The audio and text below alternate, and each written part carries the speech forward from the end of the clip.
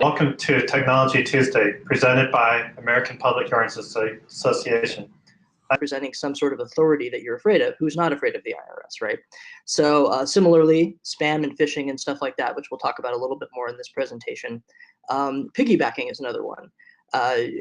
We're all public guardian people, so we've probably all had instances where, somebody tries to get in with a bigger group. A big group pays for the tickets or entry into the garden, or in our case, also concerts.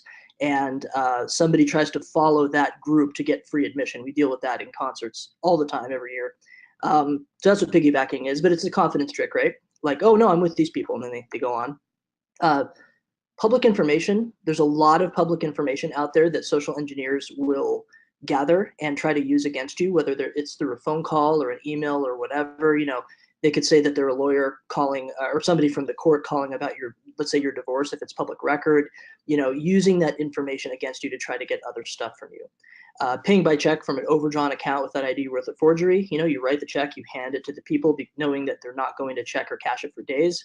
And you're able to utilize the service or the product that you purchased, even though it's obviously fraudulent or the account is overdrawn. Tons of other familiarity exploits that I'll give you some resources at the end of the presentation. But also in-house social engineers, got to be aware of that. People who purposely get jobs at companies, things like that, to later exploit or gain access to certain systems and then exploit them. And then also physical security. Someone could say that, oh, I'm here to fix X, Y, or Z. I'm here to work on your computer network, whatever. They look like they're legitimate. They're in a suit. They have some repair tools with them, but nobody remembers ordering their service. Nobody in the office knows why they're there. I mean, that's another confidence trick, but nobody really questions it sometimes, and that's how some of those attacks can be successful. So another thing, another method of social engineering, hostility tricks, showing anger to create a hostile situation in the hopes that the gatekeeper, whether it's security guard, front desk employee, whatever, will allow access to something to avoid further conflict. And it's often utilized, hopefully, obviously, at this point, to gain access somewhere or gain information. So, do you know who I am? I want to speak with your manager, especially after hours when the managers probably aren't there. Maybe asking for your name or implying that you're going to get into trouble unless you don't help them or do what they say. Basically using the fact that you want to avoid conflict to give them access to something that they shouldn't have access to. The last one I'll talk about is mirroring tricks. Now, I think that generally speaking, this is the most destructive form of social engineering. Utilizing observation and psychology to match the mark's mental and emotional state to establish comfort and familiarity for later manipulation. Used with other types of social engineering, it could be reading body language, picking up on speech patterns, and using jargon specific to the people that you're trying to manipulate. So, if you're in a lawyer's office throwing out a bunch of terms, if you're in an IT office throwing out a bunch of terms about, networking or security or whatever, kind of builds confidence. But social engineering has been around, as I said, as long as humans have existed. It is, hold on, say, where is my, here? Here we go. So people who successfully employ mirroring techniques are experts at manipulation, and that's what makes them so dangerous. So they may create a problem with a particular reaction in mind, and then guide you to a solution through confidence tricks that they've kind of already come up with ahead of time. So think con men, like Nicolas Cage in Matchstick Men, great movie. But really, con men, these people are really dangerous because they don't just have some of the basic tricks down. They can read you and they understand the psychology of manipulation. So let's go into some examples of social engineering. I want you to think, as we're going through these two things, how could these things have been prevented? And why do you think that they worked? So let's talk about Frank Abagnale Jr. for a second. If you guys have ever seen the movie Catch Me If You Can with Leonardo DiCaprio and Tom Hanks, it's actually based off of this gentleman's life and some of the things that he did and got away with, which are pretty astounding. Now, this is a very short list, but I like these ones because they really reveal how much security was lacking and how good of a social engineer this guy was. So he flew for free, posing as a pilot for years, over 1 million miles, over 250 flights, would just show up and fly on standby or whatever, get free. At the time, most hotels gave pilots free stays. So he stayed all these different places for free for years. Posed as a chief resident pediatrician in a Georgia hospital. the airport Dropbox out of order scam, which I'll talk about here in a second. And he even passed the Louisiana bar exam at 19 after forging a Harvard University law transcript. But he actually passed the exam, which is pretty remarkable. So let's talk about that airport Dropbox scam real quick. Essentially, at the airports, at the time, and I'm sure that they still have something like this, but there are these little metal drop boxes that at the end of the day, all the businesses will put their money into some, zippered pouches and all of their accounts information and stuff like that. So it gets deposited correctly. He essentially showed up there. And put a little sign on the Dropbox that said it was out of order and to give all of the money to a security guard, and dressed up as a security guard right next to the metal Dropbox, and collected all of the pouches with money and checks and all that stuff through the day, and then left. So just a very simple but very funny scam. And I love this one because, how is a metal Dropbox out of order? I think at least one person would ask that, but alas, no one did. So that's one example. So think about, again, how could these things have been prevented and why did they work? Another example of social engineering, I love this one. Some people, I think it started in 4chan some years ago, they actually made a bunch of fake Apple ads and trolled and just messed with a bunch of people to break their phones. So this one is saying, built with the help from H2R hardware, we are now happy to present the first waterproof iPhone. Not only can it withstand up to 50 meters of submersion, but can also be dropped, frozen, and left in the Mojave without a problem. The screen built of Gorilla Glass and a processor that knows how to turn off when wet, you'll never need to get a replacement again. Problem is, this obviously didn't come from Apple.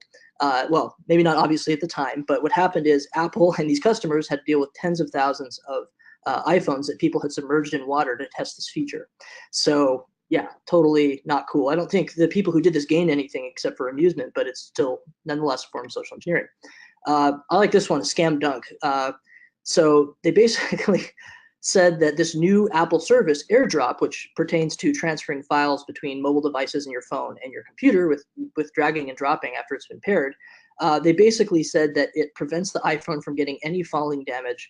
Once falling movement is detected, sensitive components switch off, preventing damage, and clever use of the iPhone's high-speed vibrate function ensures that it lands face up, protecting the glass screen. Now, of course, this is completely bogus.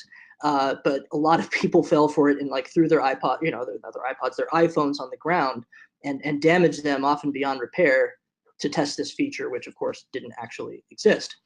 Sometimes you'll get a lot of spam and phishing emails, and we'll talk about that a little bit more. I think most of you guys know what it is, but if you guys have any questions, let me know. But essentially sending a phony email that looks legitimate. See, it's got the PayPal logo, it's got seemingly correct PayPal link, paypal.com and HTTPS address, all that stuff, but it's actually bogus. Now, on this screen, you can see why it is. If you look at the address there, you can actually see it pretty well.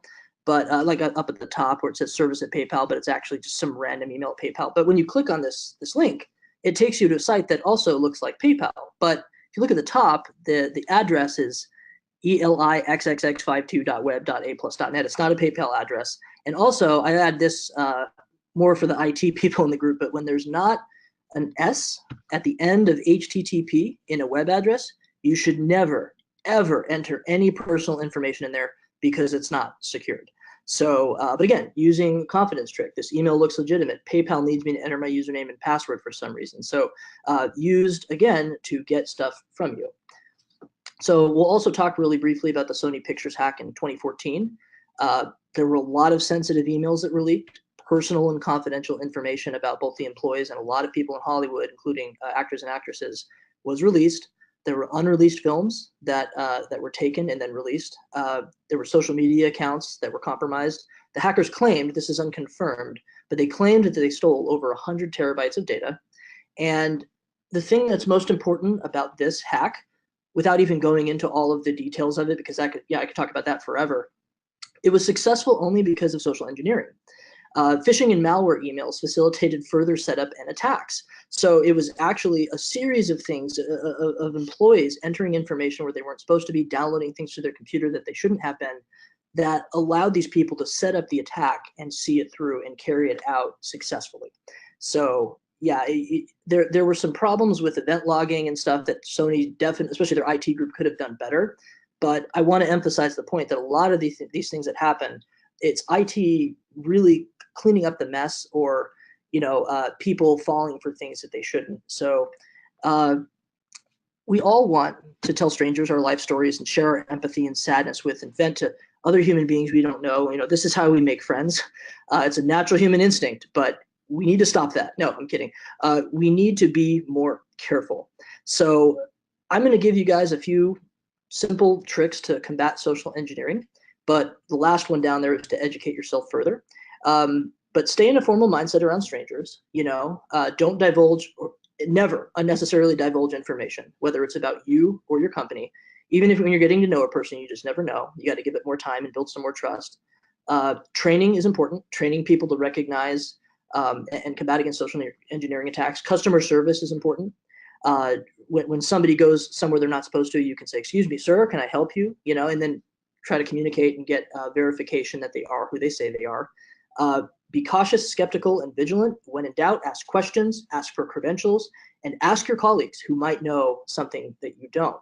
And again, more than anything else, you really just want to educate yourself further. So remember that you're responsible for damages done using your credentials, access, and unsecured equipment. Realize that when something appears too good to be true, it probably is. Remember that when a service is free, you are the product. Remember that an ounce of prevention is worth a pound of cure, and that finally, you are our best defense. So that's all I have, and I wanted to, if anybody wants to screenshot this or write any of this down, here's some resources that I recommend every manager watches, reads. That free pizza video there is fantastic. I wish I had more time to show it to you, but if you search it, find it. Really great, very succinct, teaches you a lot about social engineering. But understanding social engineering and how it works is the only way to prevent against it. We need more sheep in wolf's clothing at every level of our organizations. Thank you. Thank you, Morgan. Just to reiterate, you can ask questions or submit them. On the right-hand side, there's a little place on the toolbar to submit questions. We'll organize those and answer them after our next presentation. Our next set of presenters are Michael Parisi and Chris Clement from Longwood Garden in Kennett Square, Pennsylvania.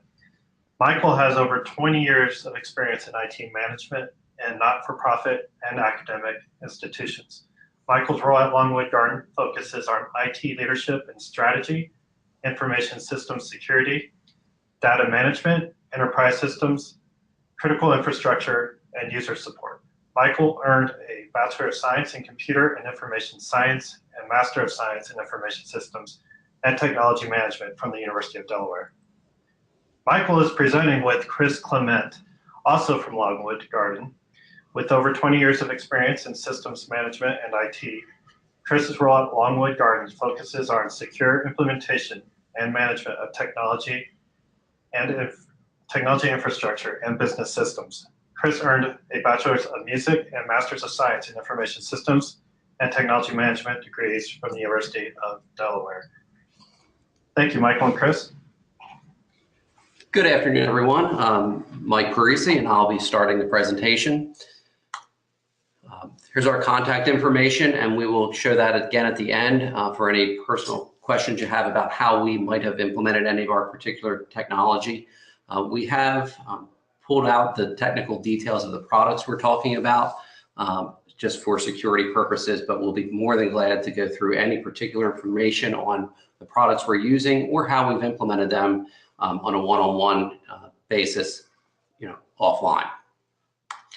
So our topics that we're going to talk about today brings what's called defense in depth in the security realm. Going from top to bottom, the list there, the most important thing we're dealing with is managing and deployment and patching, our firewall protection, intrusion detection, event log monitoring, email security, single sign-on, two-factor authentication, vulnerability, scanning, data security analytics, and penetration testing. We're going to go through each one of those in detail. So again, one of the most important things that you can do is make sure that all of your equipment on your network is patched. You want to make sure that you are dealing with a system to be able to keep track of everything. When you have hundreds or more devices on your network, you need to make sure there's a system in place to ensure things are taken care of. Screenshots of some of the systems we're using and showing the different products that we have and the way that we're doing them.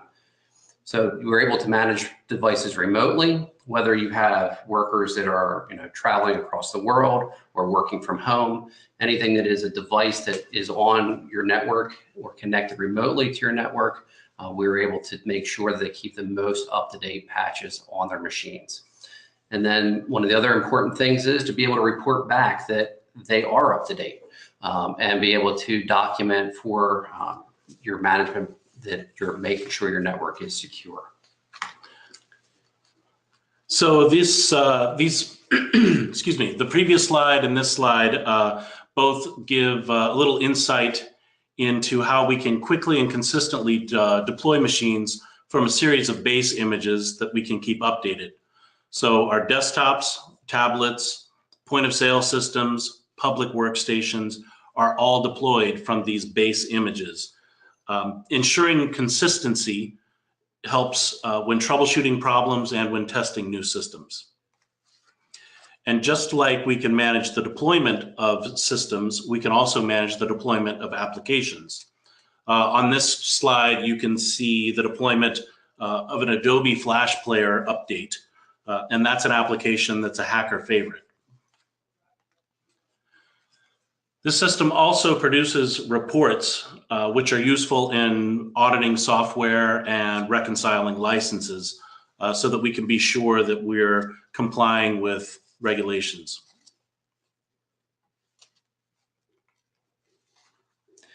So the next step is to make sure that you have a firewall protecting your network from the internet and other zones on your network. So we're able to deny or allow inbound and outbound connections to make sure that we know what we have on our network. We are able to segment our network into different zones. So for example, most people are taking credit card payments. We can create a specific zone for those places that need that extra level of security. We're able to provide network level antivirus protection. So in addition to the software that you're running on your PCs, anything traveling across the network is able to be scanned as it goes through the device. And we're also able to filter out any unwanted non-business related content from making its way onto our network. We can get more granular with permissions rather than just defining network zones. We can actually define devices as well, and then allow or deny traffic to different services on those individual devices. For example, we might choose to only allow inbound traffic to ports 80 and 443 on a web server. Those are our standard web service ports. But then we might allow VPN connections to access remote desktops, the remote desktop service on those systems as well. Our firewall also includes some other security features, as Mike mentioned. Notice here in this log view that the firewall has generated an alert on a possible port scan. That's the red box. Additionally, in the pink box, we can see egress filtering at work, where we've limited our point of sale machines to accessing only a few approved external websites. The firewall does, as Mike said, do more packet inspection. It can sometimes identify malicious files or malicious application traffic. However, as more and more traffic is encrypted, this won't be possible. The next step is our intrusion detection and prevention system. This device sits on the network and it evaluates all of the traffic as it goes through it. It's able to detect and notify or detect and block. So depending on the type of traffic it's seeing, you might want to just automatically make sure it gets dropped and can't do any further harm, or just notify us to be able to look into it a little closer.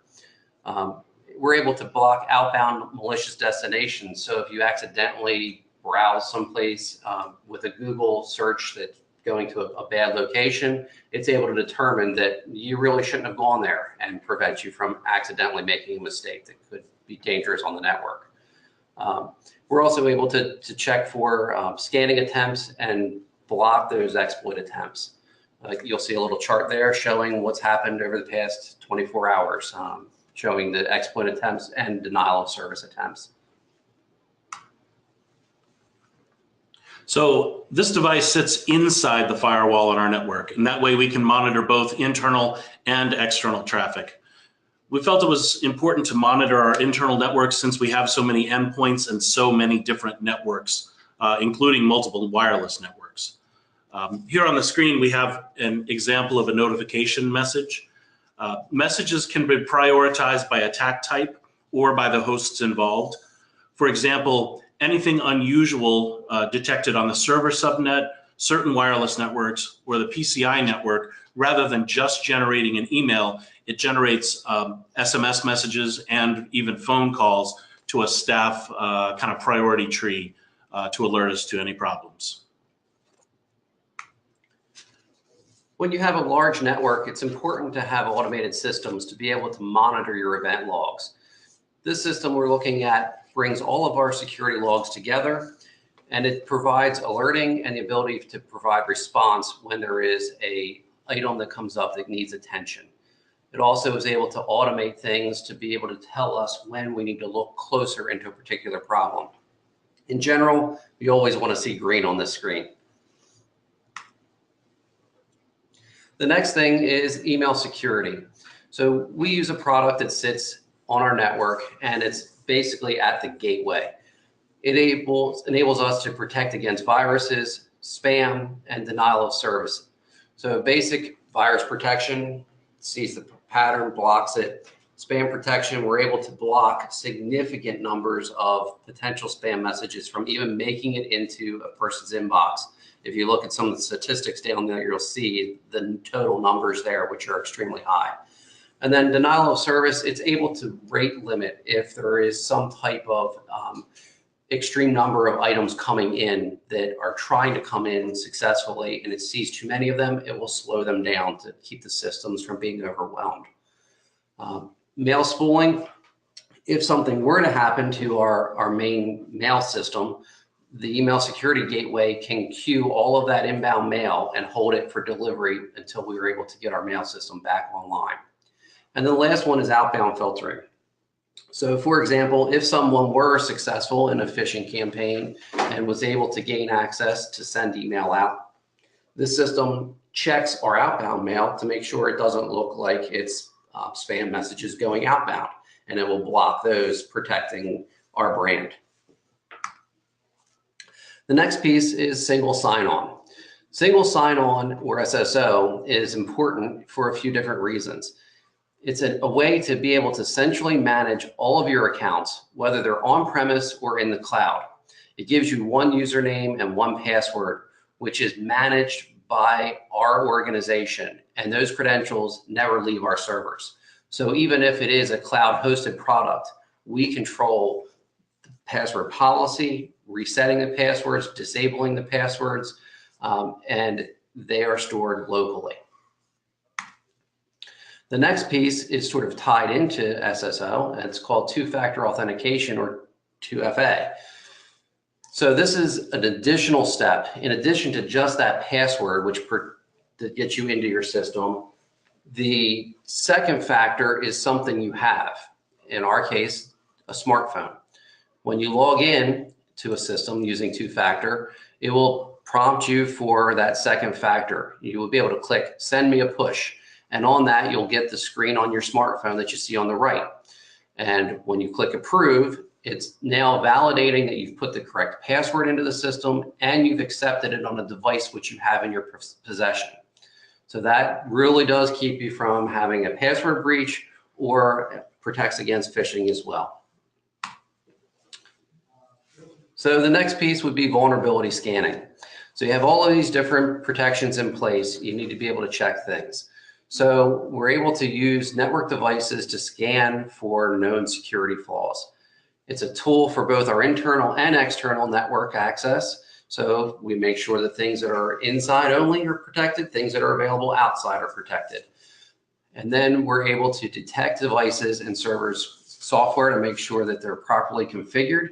And we keep an eye on that patch management system using this tool to make sure that the reports we looked at with the patch management system says they're updated. This software goes out and verifies that those devices are updated. Also, I wanted to add about vulnerability scanning. Often vulnerability scanning is required for compliance to some standards. In our case, I'm specifically thinking of PCI DSS. Those quarterly vulnerability scans are required. So one of my favorite tools we have here at Longwood Gardens is a data security analytics tool. I think this tool is important for a lot of organizations who have a lot of data and a lot of employees. So a few of the features that are really useful, we can track who has access to what data, when did people access certain data. The system will analyze your environment, and after a few months, it can actually alert you on any outlier activity. Maybe there's a user who usually only accesses files between 8 a.m. and 5 p.m., and suddenly they're opening hundreds or maybe thousands of files between 2 a.m. and 3 a.m. That's something an administrator might want to know about. System can also automatically block processes that match threats, such as ransomware attacks. So in this slide, we can see that the system has also been configured, in our case, to scan for sensitive data like social security numbers as part of Gramm-Leach-Bliley. Let's see, bank account information, credit card numbers, that would be PCI DSS data. I was actually also interested as an exchange administrator in knowing when people are storing PST files. Those are Outlook archive files on the network. This tool is also helpful in identifying and helping you to control your access control groups. Here, users and groups labeled with a red X are ones that have not accessed any data, in our case, on our marketing file share in the past 3 months. So the system's kind of letting us know that maybe those users and groups don't need to be a part of that security group after all. Here we can see a search query at the top that identifies which users deleted files on a given server on a given day. This can be really useful for locating inadvertently deleted files or moved files or folders. So the past few slides have all highlighted sort of the audit and search features. This slide highlights some of the artificial intelligence aspects of the product.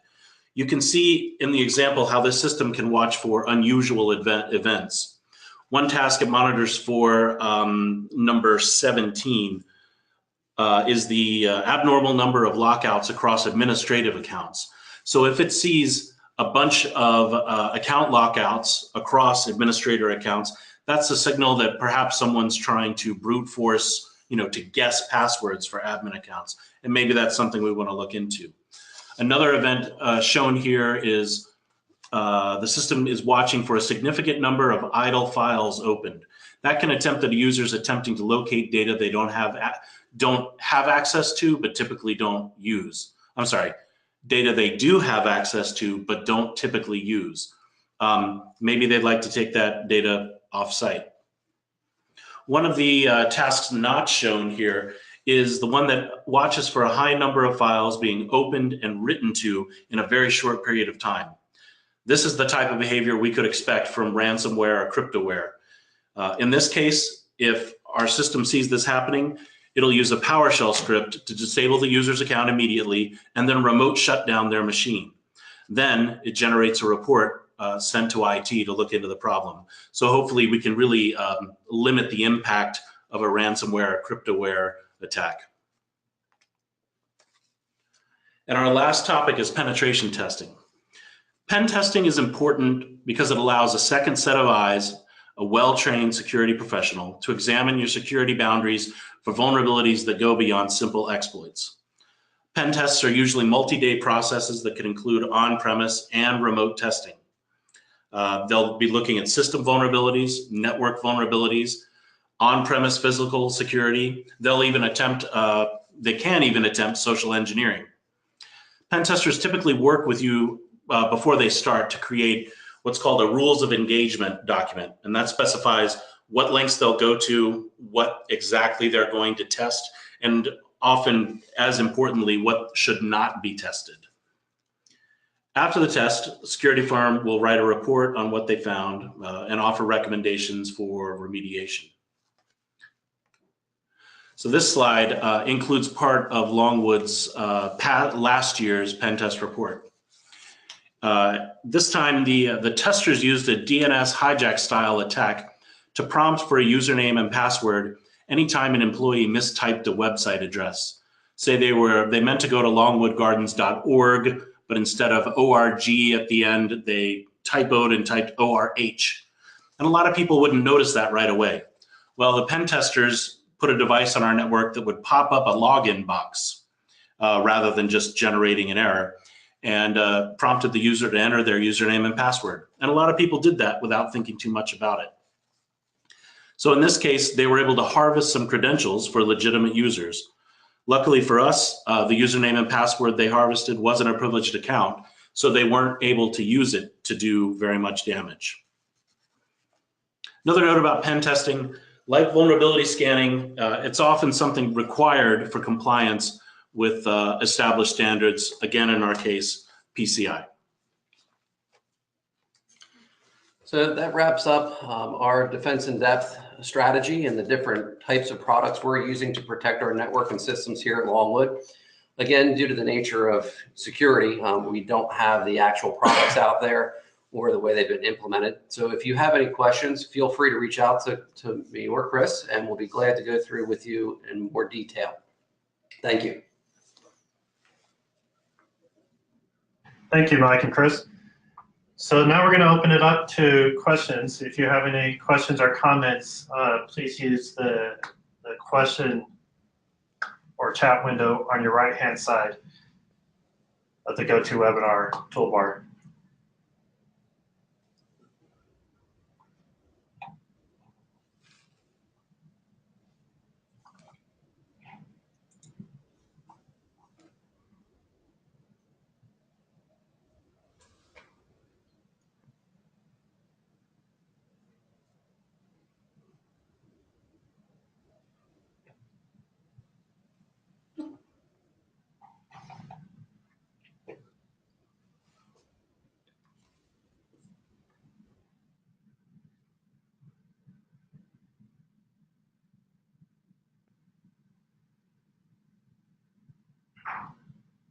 So it looks like we have a question from Cy, who is asking, what product do you use for event logs monitoring?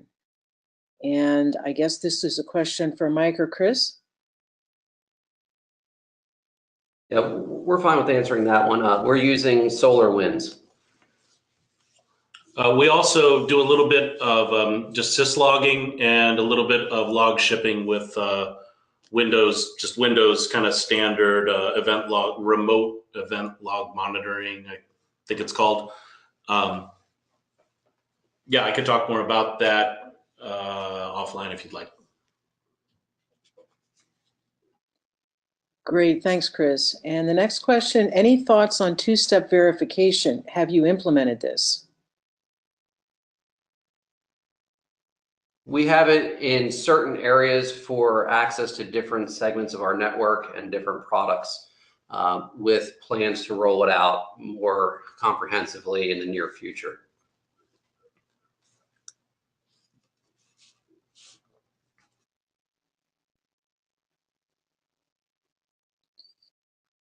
And it looks like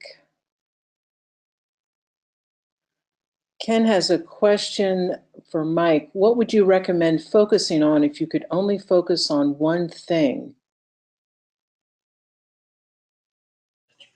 Absolutely, patch management. That's your first line of defense. You need to make sure your systems are kept up to date.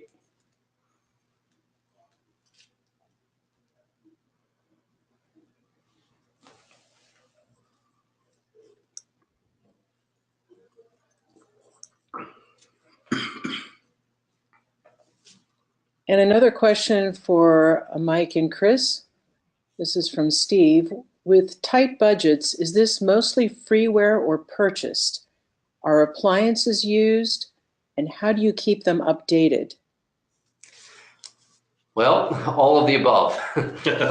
We have many products that we've purchased. Some are appliances, some are not. Any specific question in particular on a particular product or solution you're looking for?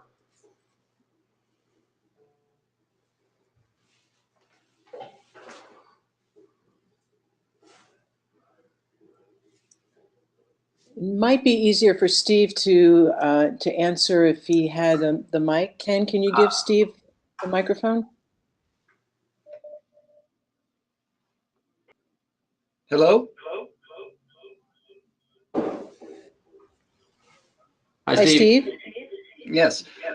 The questions I have are... A little bit of echo, I think, going on, Steve.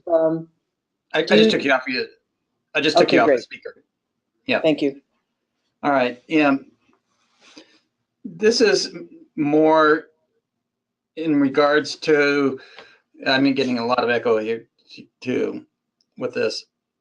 But what is important is, how do you keep everything updated? I mean, even with the appliances that you have, everything has to be updated somehow. The thing is that, even with, cloud-based software, most of that stuff is automatically taken care of. But the thing is that I would imagine that you have to make sure that every software package, is maintained in an updated state. So how do you keep that all going?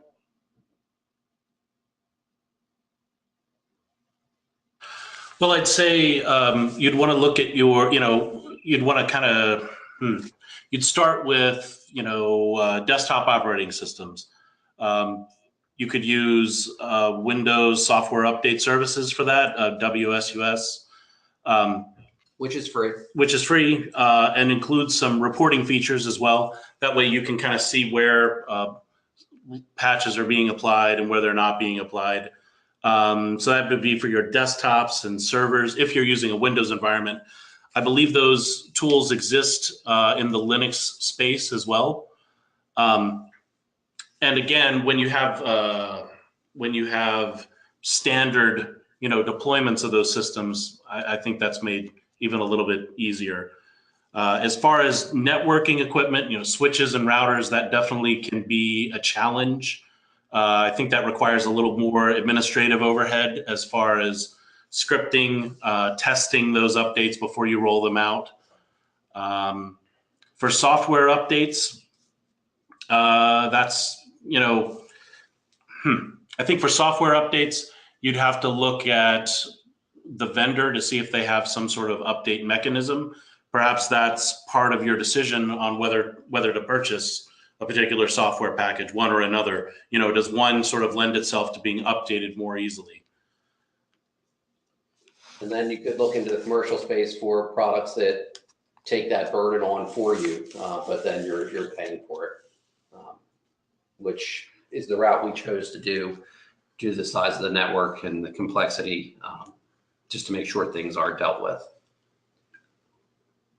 Yes, I understand, but there's things like with this Meltdown Inspector that's going on right now. Nobody seems to have the complete solution, and some of the solutions that we've actually deployed actually have been worse off than actually if we had not. And so actually, as we've gone through and deployed these patches, we still have some vulnerabilities, in particular, such as virtual infrastructure. How keeping those things updated as well, it has been a huge challenge. And then we wind up with things like Microsoft recommends that we do not patch certain things, such as a SQL server.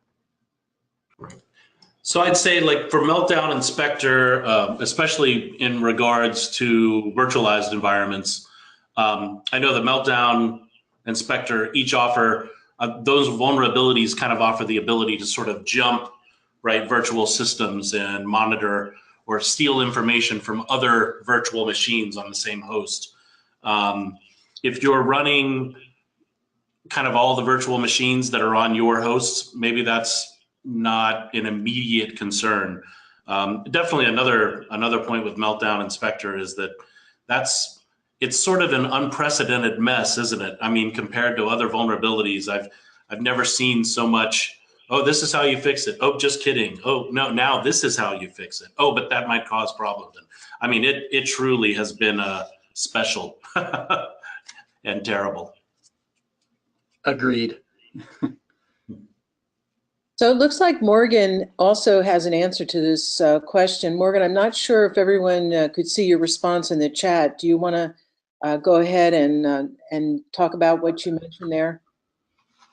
Oh, sure. Just really quickly, that Michael and Chris mentioned that, like, there's solutions that you can do that really don't cost you money except your time, and then you can obviously go out and find companies and things like that can do this for you. But at Rebute, about a year and a half ago, maybe a little less than that, we switched to an enterprise management system called Firewall that you can use it to check for and push out updates.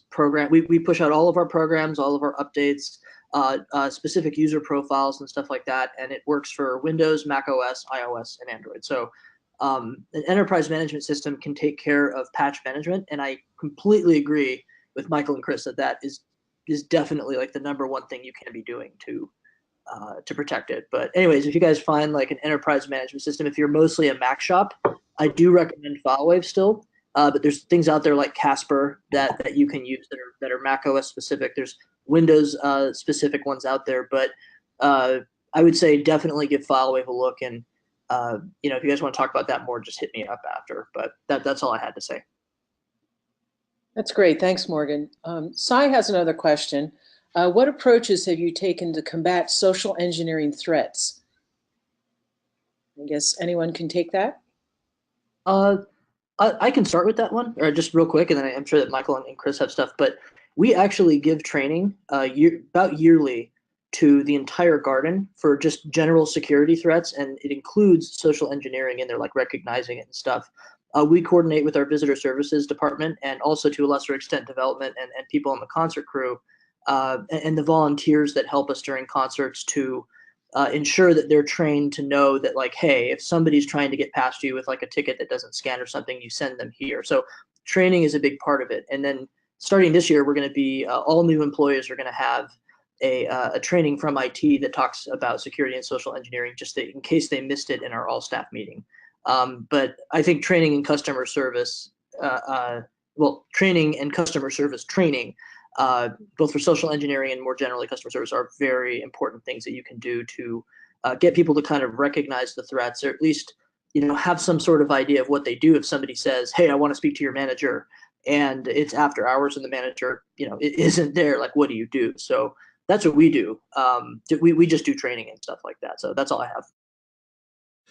At Longwood, we also have a training program for all employees and staff. We additionally will actively test folks as well with phishing and social engineering. Great, thank you. Another question from Ken. Do you recommend getting certifications? If so, which ones? Who wants to grab that? Just my 2 cents real quick. I think certifications are really helpful in terms of demonstrating industry knowledge. And I myself actually don't have that many certifications. I'm probably going to start certifying this year for more networking stuff. But I think that your certifications should just be specifically for whatever it is you're doing. If you're doing a lot of networking or security stuff, go in that direction. If you're doing something else, though, try to specialize there. I think like if you have a lot of Linux systems, maybe getting a Linux Plus certification. I know CompTIA has a lot of great certifications. I'll type some of them in chat for intro certifications, but at the end of the day, it's really what you specialize in. Is it networking? Is it security? Is it Linux? Is it Windows? Is it Mac OS? I'll put a short list in chat, but that's all I got.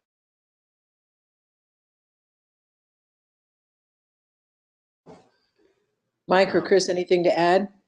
That was pretty good there. Great. Are there any other questions?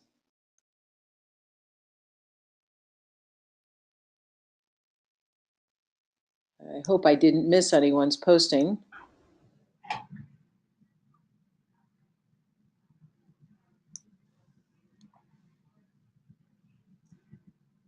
Well, Eddie, I think that's about it. All right. Well, I'd like to thank Susan for managing our Q&A, and of course, our great presenters, Mike, Chris, and Morgan. I really appreciate your time and expertise on this subject matter. Thanks for attending, everyone. Thank you, everyone. Thanks, everyone. Thank you.